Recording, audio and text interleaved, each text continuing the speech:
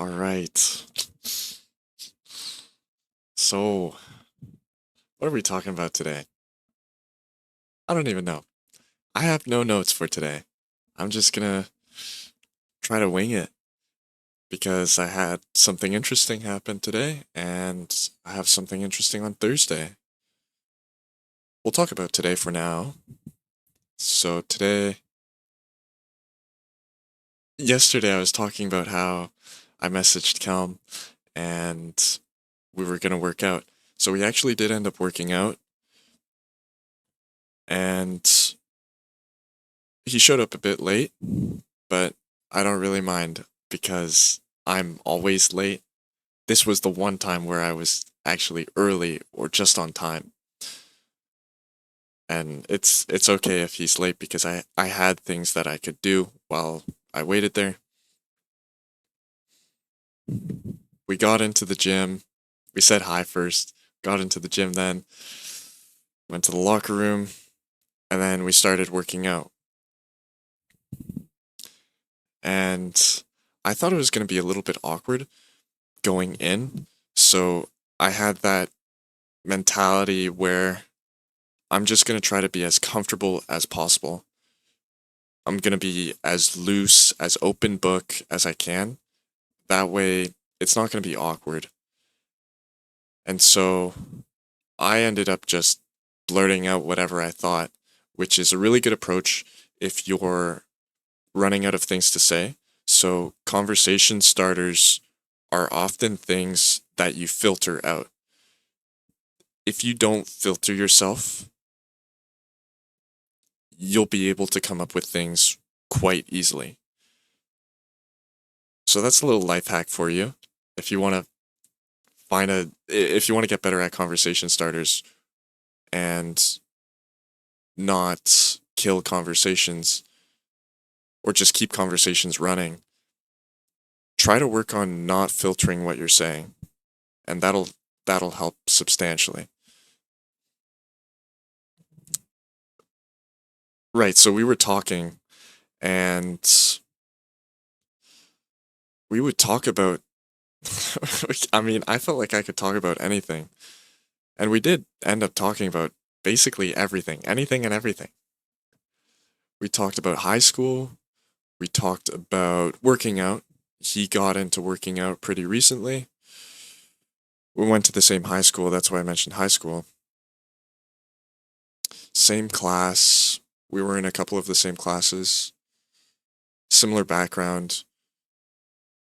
There are a lot of things we didn't cover, of course. I mean, it's been 3 years since I've seen him. Almost, maybe even 4 years. Yeah, yeah. I think 4 years since COVID. COVID, I haven't seen him. Even though we were in the same school, we didn't communicate in person. We didn't interact in person. So it's been over 4 years, I'd say. And with a 4 year separation, there's bound to be things to talk about. There's so many differences in both of us. And I'm sure there's things that he hasn't told me yet that I would find surprising and interesting to talk about too. So at the end of the workout, we ended up setting up another workout for tomorrow. And well, I guess today, since it's past midnight.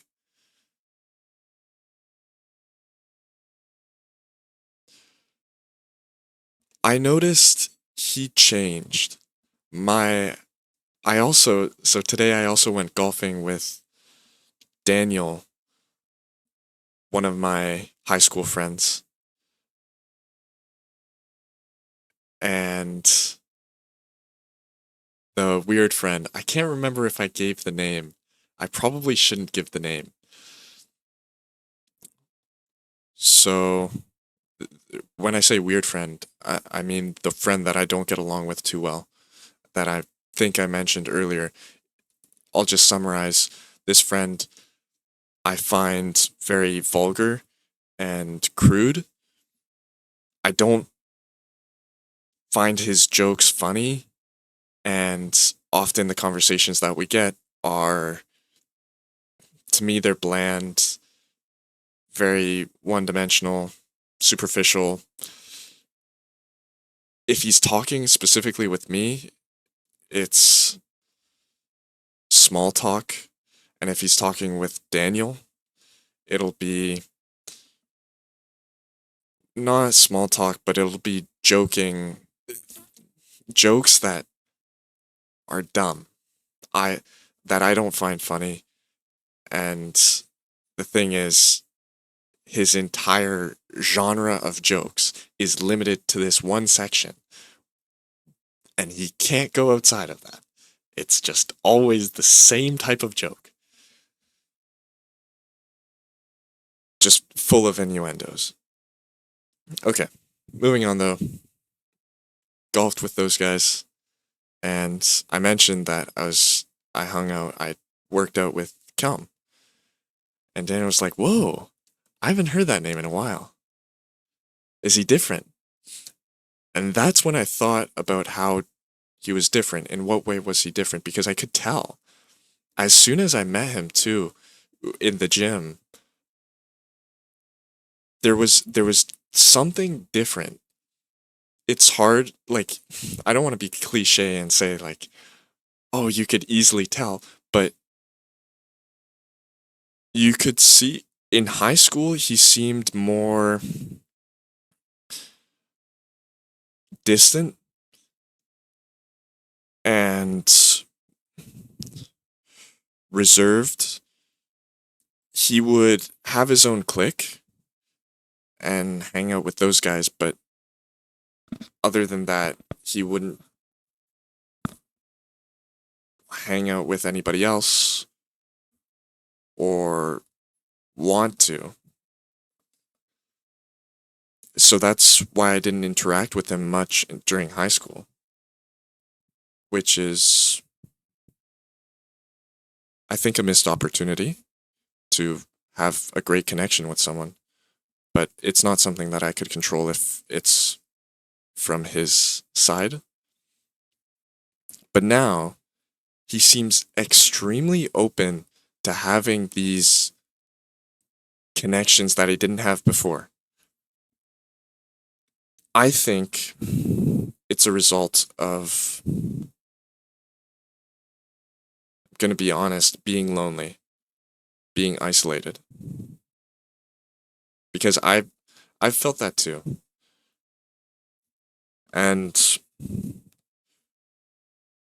when you have the opportunity, when somebody invites you, even when you have the opportunity to speak with someone that you go all out. You're able to have these conversations for so long. You're enjoying it too, because there's nobody that you were able to speak with for the past few, however long it was, few months or maybe even years. I can definitely relate with that though. I so I think that's why I saw it more clearly. And there were there were other indicators, small indicators where it was like we were done all our exercises, for example, and I was waiting to go back to the change room, and he just like kind of stayed there because he wanted to talk. He wanted to continue the session. And honestly, I did too. I was having fun. It was a nice conversation. It was a nice situation to be in. And then after we get out of the gym, so we walk out the doors, we just stay talking. And what I often do when talking with someone, I find that I it's very hard to tell whether I've said all I've said or they want to say more or the conversation's naturally dead or we should continue the conversation, they want to keep on talking. So what I do is I try to speak as minimally as possible and I will just listen intently to them. And then once what they say ends, I'll just wait in silence and I'll look at them intently and see if they continue the conversation. And my indication is if they continue the conversation, well, they want to continue the conversation, obviously. But if they wallow in the silence and think, you know that the conversation, the event is about to end. So I almost never call it off. I don't think, maybe very rarely I'll say, okay, well, I gotta go now. I'll almost always let the other person say that because I don't want to leave them feeling like left, they needed, they still wanted to say something. Now, maybe I shouldn't do that. Maybe there is a benefit in, a good thing in stopping the conversation before it gets bland, before there's nothing else to say. Leave it so that the next time you speak, you're excited to speak because you forgot to talk about this, because you still wanted to talk about this.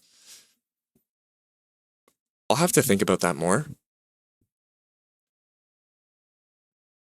I I see I see both of them as valid approaches, and honestly, I could experiment with both of them to see which which seems more comfortable, which produces more results in terms of providing a cohesive relationship, a conversation.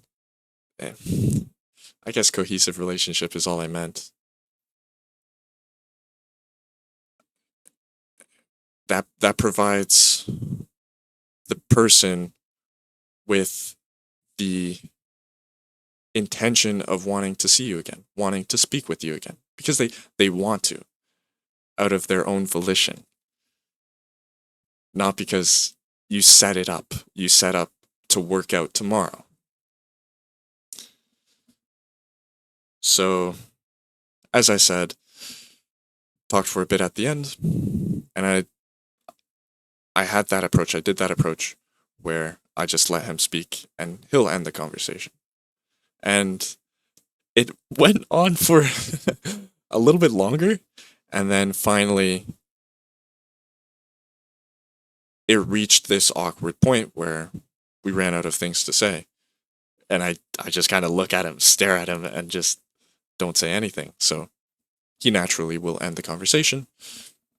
And I suggest, well, hey, listen, if you're free tomorrow, we might as well work out because I'm gonna be working out anyways, and this was enjoyable, especially since I've had this lack of motivation to go to the gym recently. Maybe for the past month, past 2 months, past 3 months, it's just been painful.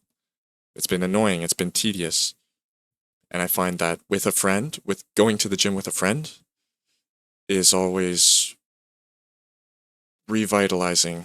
It would revitalize me to go to the gym, revitalize me in working out.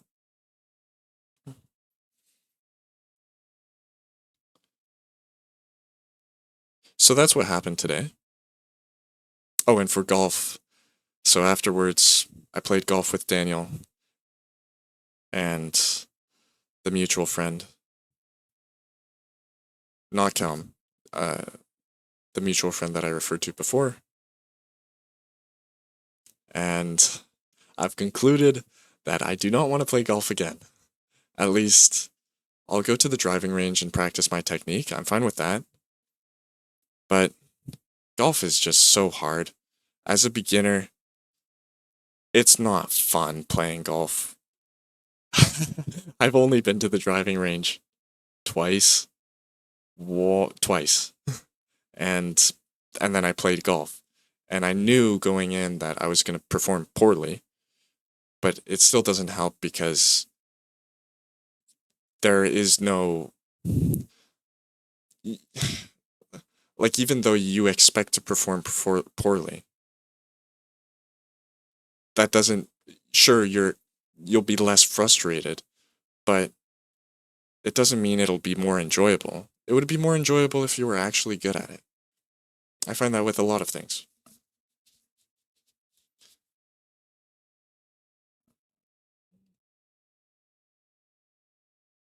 And it didn't help that the mutual friend was there. So I couldn't have interesting conversations. I couldn't have conversations that I would deem fun without him ruining it.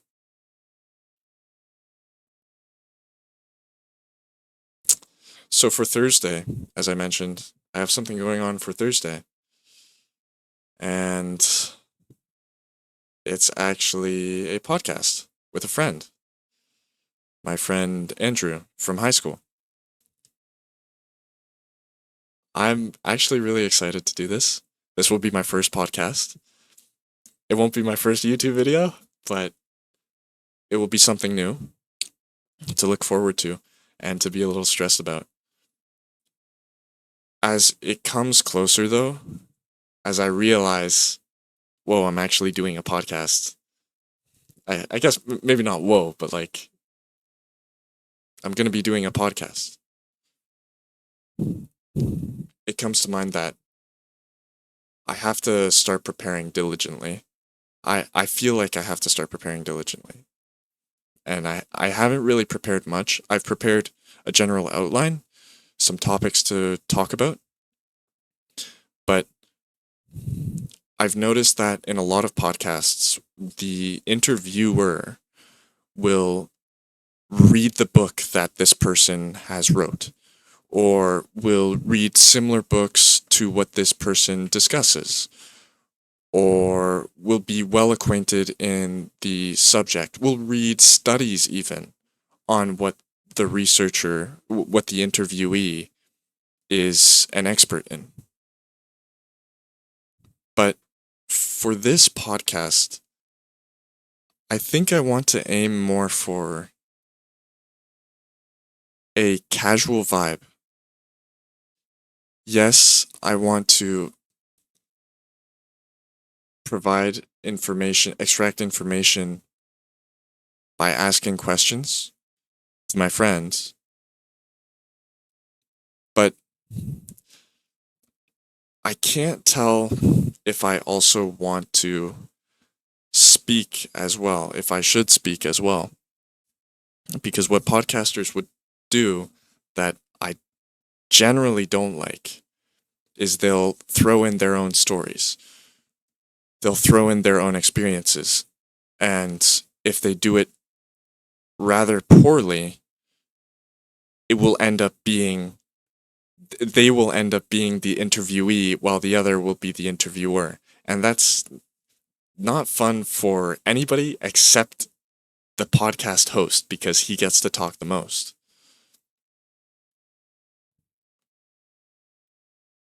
I think as long as I let Andrew talk as much as possible,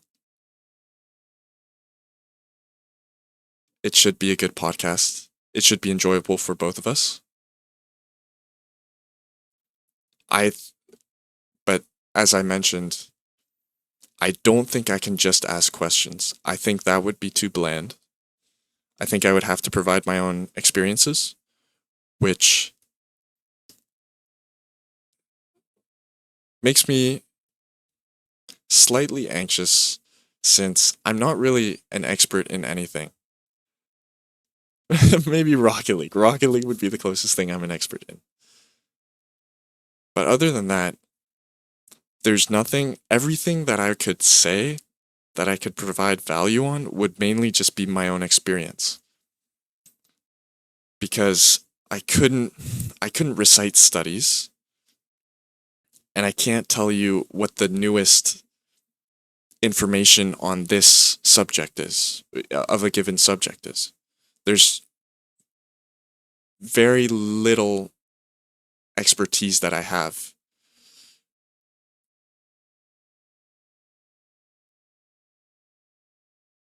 Now, of course, I have a lot of interests, but I I I don't know how else to say it. I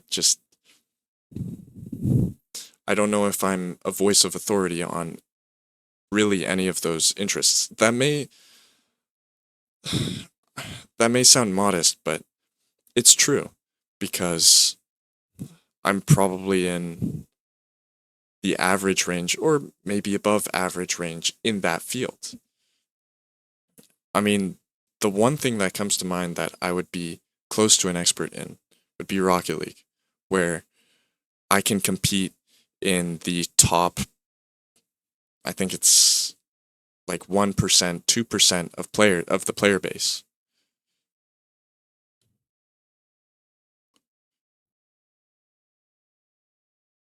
Other than that, since Rocket League it has more of a niche side of it where there's I got into it pretty early and I kept on playing and it's my favorite game. It's basically the only game that I play. So I'm able to have that authority since I have so much experience compared to everyone else who basically has that as a side game, for example.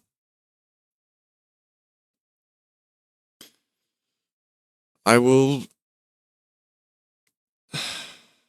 yeah, I'll definitely think about the podcast before it happens. I have a day and I'll I guess I'll decide before maybe the day of maybe before on the podcast right before the podcast happens I'll decide what approach I'll take maybe a more relaxed approach where we both talk more of a conversation or where I take more of the interviewer interviewee stance.